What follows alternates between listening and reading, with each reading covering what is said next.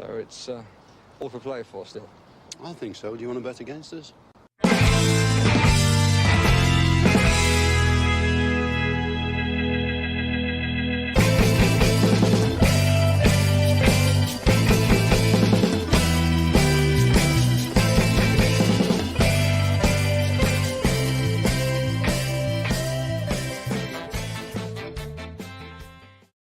Hi, villains, and welcome to For the Love of Paul McGrath podcast. Back again with a little podcast here on somebody that we've been linked to today in both the Birmingham Mail and in Portuguese publication in Mais Futebol, and that is Otavio, Portuguese and Porto, all-round midfield player is what I'm actually going to call him. Before we get into it, as I say, this has been linked in the Birmingham Mail. I don't know any more on this. And it has also came from a Portuguese publication. But what has been reported so far is that Aston Villa have reportedly presented a €30 million or £26 million offer for Porto's Otavio. Otavio is 27. He's usually a right-sided midfielder, but is capable of operating within an attacking role through the centre of the pitch or on the left wing. Across 32 appearances last season for Porto, he recorded 3 goals and 9 assists as Sergio Conceição's side won the Premier League for the third time in 6 years.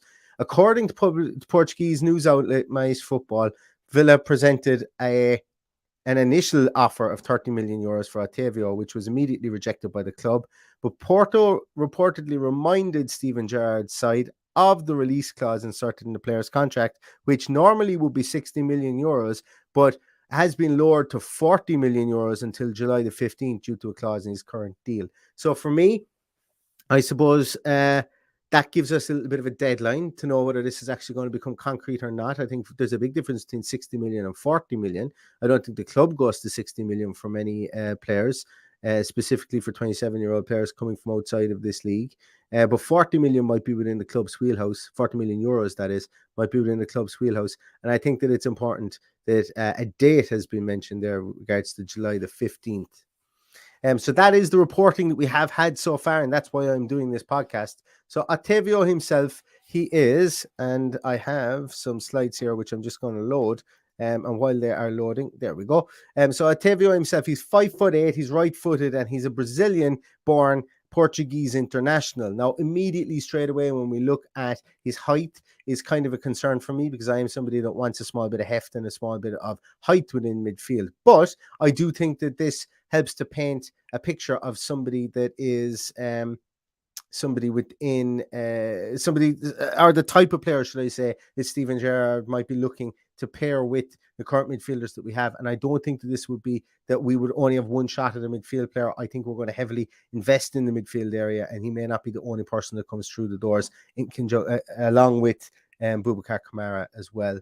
So what we have, I suppose, what we can see here with Otavio, we'll take a look at his numbers in a moment. I mentioned that he is predominantly a wide player, and we can see there that he's played 135 times or 135 times in the wide position, but he has also played in centrally a small bit more. And I think his statistics bear out that when we look at it in a moment, that he may be a more central option for Steven Gerrard's Aston Villa, while obviously having the ability to move outside. And what he does on the field allows me to think that he's transitioned inside a small bit more within the Premier League would be a fruitful one indeed, and we will get onto that in a moment. But before we do that, let's look a small bit at his career so far. Started off his career as a 17-year-old with Internacional in Brazil, where he played 55 games, scoring 6 goals. Started off, as I say, as a 17-year-old. He got his break. He played 7 games that season. Next season, he was entrusted with 26 games, and he scored all his 6 goals in that season. Sorry, he was actually entrusted with 33 games, and he scored 6 goals for Internacional then.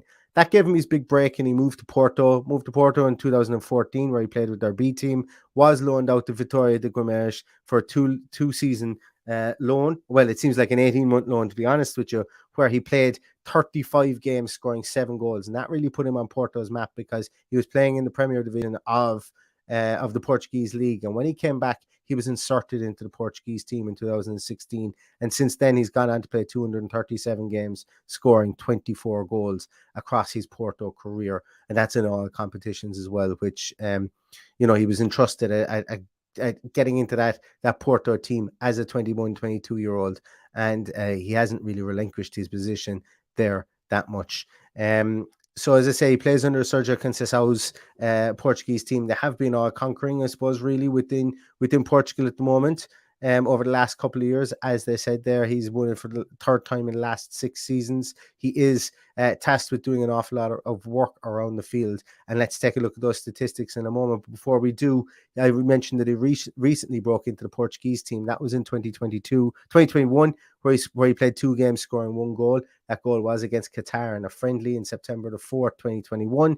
He then went on to score his second goal, and that was in 2022 against Turkey in the World Cup qualification series, whereby he did help the Portuguese team to qualify for the World Cup. And he's gone on to play 5 games, scoring 1 goal in the 2022 season. So in total, he's played 7 times for Portugal, scoring 2 goals since he made his debut in 2021. So let's take a little look at some of his statistics here. And the reason I've put him in against a John McGinn, a Douglas Luiz, and a Jacob Ramsey for this moment in time is I think that he would be utilised as a number 8/number 10 within this team, with obviously the ability to go wide and to play wide. And I'll explain why I think that in a moment. Also, some of his numbers here are very tantamount and very similar to the likes of an Oxlade-Chamberlain. So I think that we're beginning to get a view of maybe a bit more creativity is needed in midfield, and Steven Gerrard wants a bit more of a metronomic passing type player, or a player that can create chances through midfield, or maybe pass the ball forward while doing a lot of the defensive donkey work as well. If we look at what Alex Oxlade-Chamberlain was, and we all know what he is now and what he has been over his career, apart from injured, he's been somebody who could play left, he could play right, he could play central. This guy is somebody who can play left, right, and central. And we can, as I say, he hasn't proven that he's able to do it in the Premier League, but I wonder, is there a thought process here in moving him in? I'm not going to claim I know everything about this guy. I certainly don't. I haven't done a lot of film study, if any, on him really at this moment in time. I will be back and do more on this guy as the links become more concrete. And also, I'm going to add in some statistical work on how he compares to Buendia and Coutinho as well, should these concrete links become a bit more concrete. At the moment, we're going on 2 sources, the Birmingham Mail and Mais Futebol within Portugal, and that's why we're doing the podcast today, based on those reports. So looking at how he stacks up between the guys that we have already, you can see his tackles are right up there with a John McGinn, 3.03. It's exactly the same as the amount of tackles that John McGinn puts in a 90-minute spell. And that's good coming from somebody who has been played wide and at times only converts into a central midfielder from time to time for this Porto team. His pressures far outnumber and dwarf anybody within the Aston Villa team at the moment. He is up there. Even his pressures, for if you were to put him in central midfield or even being as a wide player, his pressures are right up there. They're up there with Conrad Leimer, who is one of the best pressure success rate for a central midfielder in Europe last season. I think he actually has the highest pressure success rate, or pressure numbers, should I say, for any central midfielder in Europe last season. And this guy is playing out in the wing, so it shows that he doesn't shirk his defensive responsibilities. And he also knows that the ball goes 2 ways. It goes backwards towards your own goal, as opposed to as well as forwards towards the opposition's goal. And when we see those pressures, that pressure rate, his pressure success rate is 31.7%, which puts him probably in the middle of the pack of all midfielders within Europe. But if you think about it, if he's winning 31.7% of his pressures and he's pressuring 29 times, let's call it, per game, that's almost 10 successful pressures per game. And there aren't an awful lot of midfielders that are having that type of success rate when they pressure in the central midfield position. Now, where his height lets him down, I think, is in the interception area. He's only intercepting 0.76 per game, which isn't an awful lot. And also, when we look at, but it still relates favorably towards what Jacob Ramsey and John McGinn offer us in open play over 90 minutes with regards to their interception rate. Now, Douglas Luiz is far higher than that as well, playing in that number 6 position too. Passing attempts, passing completion rate are very, very middle of the road. You know, when you look at the attempts and the passing completion rate, his attempts put him up there with Douglas Luiz with regards to work rate in that area, but his passing completion rate puts him right in the middle of the pack, above John McGinn and below Douglas Luiz and Jacob Ramsey. And his passing completion rate is 76.4%. I would like to see that a small little bit higher. But where he really makes his money is his progressive passes. So he's passing the ball forward quite a lot. His progressive pass distance is very, very good at almost 250 yards per 90 minutes. And where he really makes his money, and he just dwarfs our current crop of midfielders is when we look at shot creating actions. He comes in at 5.17 shot creating actions per 90 minutes. And the next closest to him is John McGinn, who comes in and around just underneath 3 shot creating actions. So that's a huge difference. It's an absolute huge difference. And I'm sure this is one of the reasons why his creativity, I want to see how he looks up against a Buendia or a Coutinho. But for the time being, I think it's important to see how he would fare up against the number 8. And should these things get a bit more concrete, we will look further into that. His possession statistics at 58.99 touches is quite good, up there with Douglas Luiz. Dribble completion rate, successful dribbles are so. I think his successful dribbles show that, while he is a wide player, he's more effort than he is then he is a kind of that skill and flair player. Now he does carry the ball forward, but his successful dribble rating is only coming in at 45%. So it's something that I think that probably alludes to him maybe moving into the center a small bit more, because he's a lot more creative with the ball at his feet as opposed to running with the ball. Saying that, he does carry the ball progressively forward quite a lot of times, 3.66 per game, but he doesn't carry it for a very long distance, if that makes sense. So he only carries it for 81.05 yards per game as well. So let's take a look at him individually against some of our incumbents in the centre of midfield. His defensive statistics were one that blew me away. Considering that Douglas Luiz played as a number 6 for us for a lot of last season, he dwarfs Douglas Luiz in tackles per 90 minutes. He's better. He's had more pressures than Douglas Luiz, and he's had a better pressure success rate than Douglas Luiz over the course of 90 minutes. And that's Douglas Luiz playing in the central midfield position, with this guy playing predominantly out wide. Now, where he does fall down, and Douglas Luiz is quite good, is at intercepting the ball, and Douglas Luiz commits less fouls than him.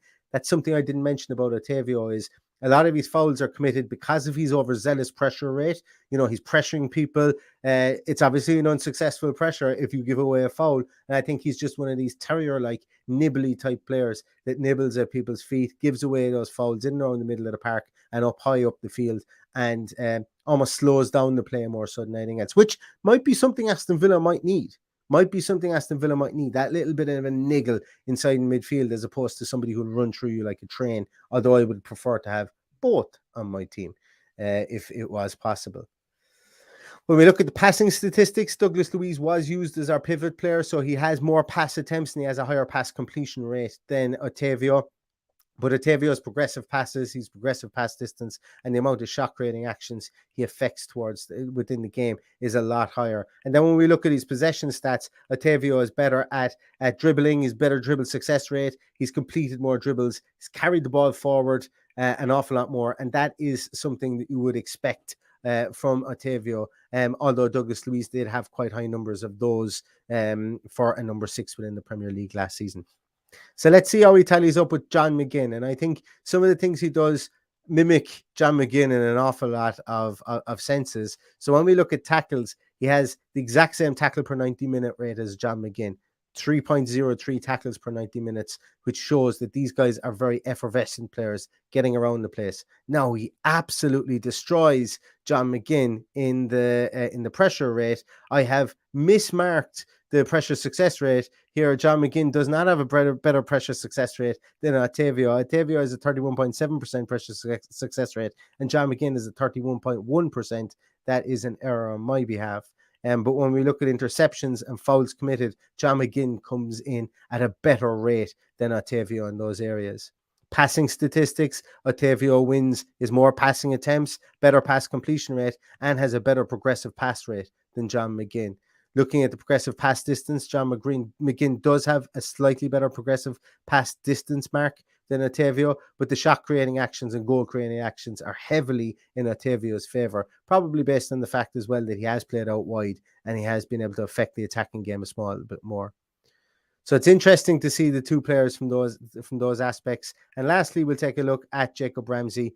Otavio has a better defensive rating almost throughout than Jacob Ramsey until it comes to interceptions and fouls committed, just like it would have been the same with the other two players in midfield. So Otavio has tackled more, has more pressures and a better pressure success rate than Jacob Ramsey. And when we get into the passing stats, is where it really kind of opens my eyes towards Otavio and a Jacob Ramsey, because he's had more pass attempts.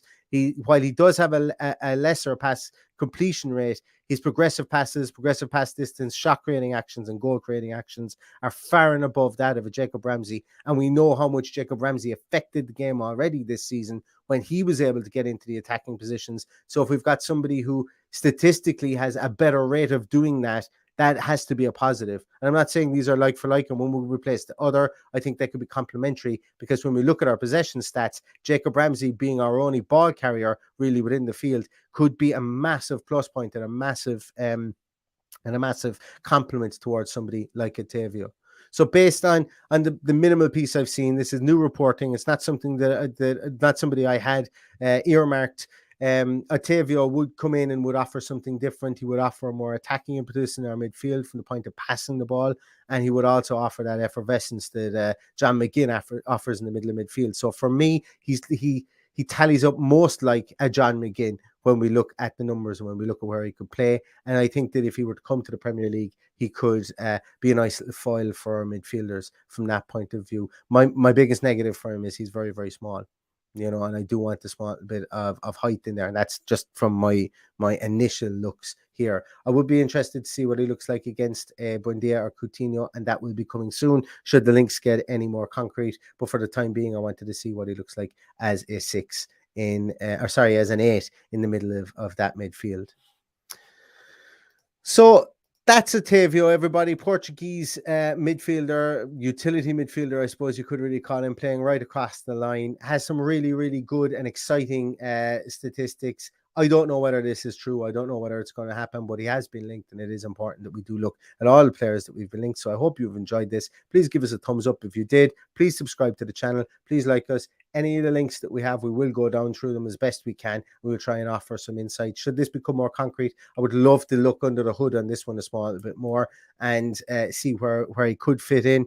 And maybe a signing like this could spell the end of somebody that we have on our team already. It's always good to look at that. Maybe somebody could come in to replicate the skill set of somebody else. So it is important to see how people look against the current incumbents that we have. So thanks very much, everybody, for watching. Thanks, everybody, for listening. I do appreciate all the support and the help that you do give the podcast. Stay safe, stay healthy, and until next time, all that's left to say is up the Villa.